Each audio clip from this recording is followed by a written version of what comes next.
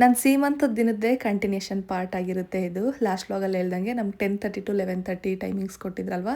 11:10 ನಾವು ಸ್ಟೇಜ್ ಮೇಲೆ ಹತ್ತಿದ್ವಿ. ಅಂದರೆ ಕೂರ್ಸೋ ಶಾಸ್ತ್ರ ಅಂತ ಇರುತ್ತೆ ಅಲ್ವಾ, ಅದನ್ನ ಸ್ಟಾರ್ಟ್ ಮಾಡಿದ್ವಿ. ವಿತಿನ್ 5 ಮಿನಿಟ್ಸಲ್ಲೇ ಆ ಶಾಸ್ತ್ರ ಕೂಡ ಮುಗೀತು.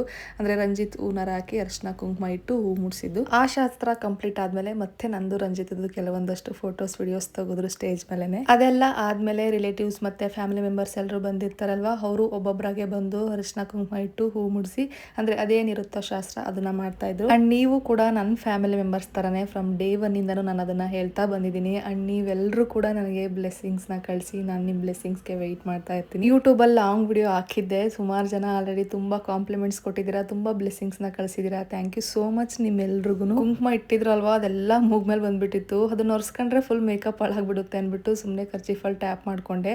ಫಂಕ್ಷನ್ ಎಲ್ಲ ಆದಮೇಲೆ ಅಟ್ ಲಾಸ್ಟ್ ಒಂದ್ಸತಿ ಅಮ್ಮನು ಮತ್ತು ಆಂಟಿ ಇಬ್ರು ದೃಷ್ಟಿ ತೆಗೆದ್ರು. ಅದೆಲ್ಲ ಆದಮೇಲೆ ಮತ್ತೆ ನಂದು ರಂಜಿತದ್ದು ಸ್ವಲ್ಪ ಹೊತ್ತು ಫೋಟೋಶೂಟ್ ಇತ್ತು. ಸುಮಾರಷ್ಟು ಫೋಟೋಸ್ ಇದ್ದಾವೆ. ಇಫ್ ಪಾಸಿಬಲ್ ನಾನು ಆಲ್ಬಮ್ ರಿಸೀವ್ ಆದಾಗ ಸಪ್ರೇಟಾಗಿ ಆಲ್ಬಮ್ ವ್ಲಾಗ್ ಅಂತಲೇ ಮಾಡಿ ಹಾಕ್ತೀನಿ.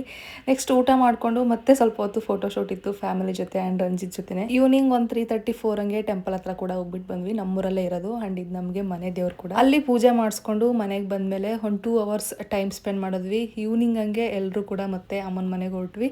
ಇಷ್ಟು ನನ್ನ ಸೀಮಂತ ವ್ಲಾಗ್ಸ್ ಆಗಿತ್ತು. ಐ ಹೋಪ್ ನೀವು ಎಂಜಾಯ್ ಮಾಡಿದ್ದೀರಾ ಅಂತ.